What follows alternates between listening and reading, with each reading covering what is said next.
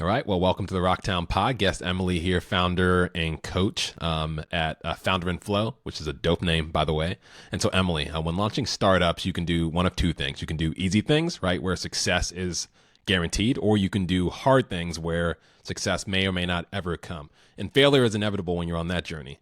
But it's the hard things that push the world forward and get founders pumped. So, for all the new founders out there, how can they think about and build failure tolerance?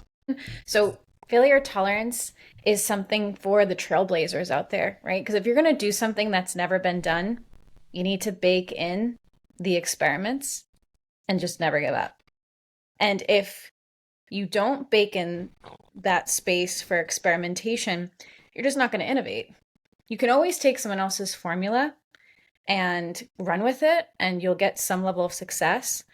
But I feel like for the people that I work with that are high performers, they're looking to add something to the world. It is about building up your failure tolerance so that you can make that impact that you want to make and be able to have that level of fulfillment and solve bigger problems, right? Yeah, so I agree with all of my experiences so far, starting companies, since I was like in middle school, high school. I failed a lot and I built capacity the hard way, but I started young. So what does somebody do now? Like, does it just take time inevitably? Or is there a way to supercharge it? Oh, yeah, you can definitely supercharge it. And it's not going to be through the process of always intellectualizing it because we do that so well. So we can be mental processors, but we actually need to get into some of the unconscious layers of how we process to actually speed up the conscious processing, if that makes sense. So Yeah. that's why meditation is so important.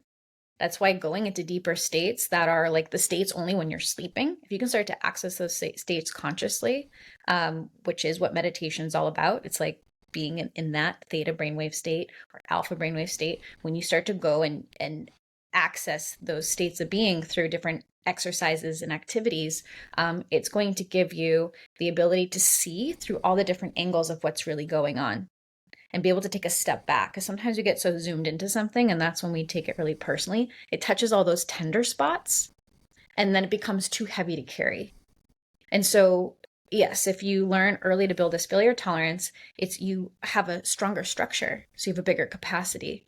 And if you are like in corporate for years and you're like, I'm going to go build this side hustle and turn it into a startup, that's when you might have more tender spots from working in corporate and suppressing some of who you are. Or it could be the way that your boss, gave you feedback and it was very critical. And then you have all these things you just don't even know about yourself until the startup hits. And then you start to experience these like really fast growth periods. And that's when your structure starts to get a bit destabilized. Yeah. Okay. That makes sense. One of the things I experienced in my walk is, for the longest time, I have a very intense voice in my head, which has helped me accomplish a lot of things and help me win, often. But when I lose, it's tended to be extremely negative and harsh in a way that like has been productive. And as I've become a father and grown up recent years in my 30s, I've had to kind of like reel in and rein in.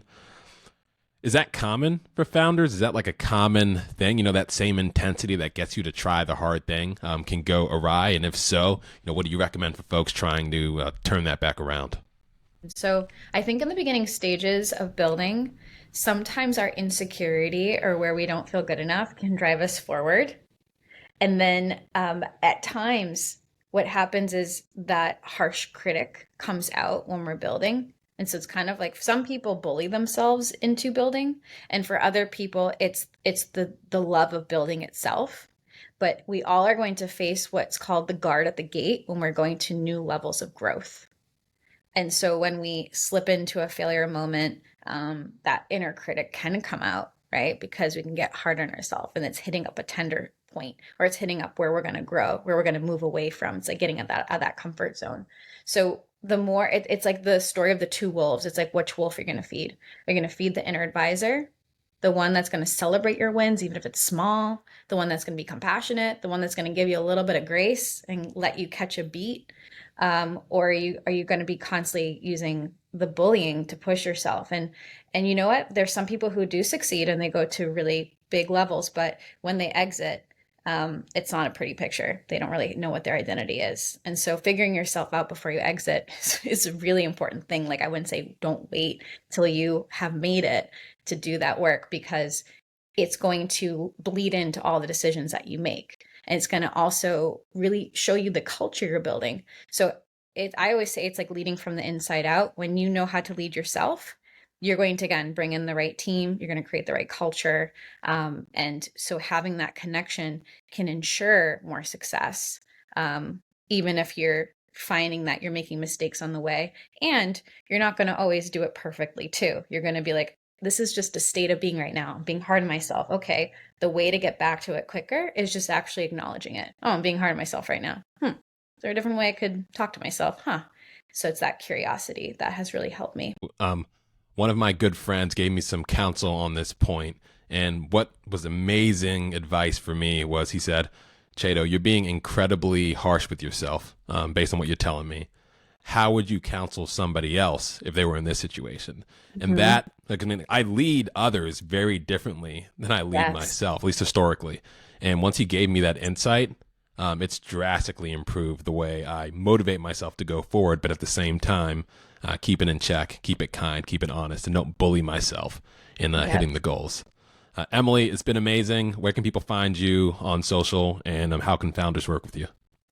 So I'm pretty active on LinkedIn these days, but I always visit my good old Instagram here and there. But LinkedIn's mostly where people can find me. And my website, IamEmilyLeahy.com, is where I do a lot of my one-on-one work. And then my one-to-many work with my co-founder, Dr. Matt Jones, founderandflow.com.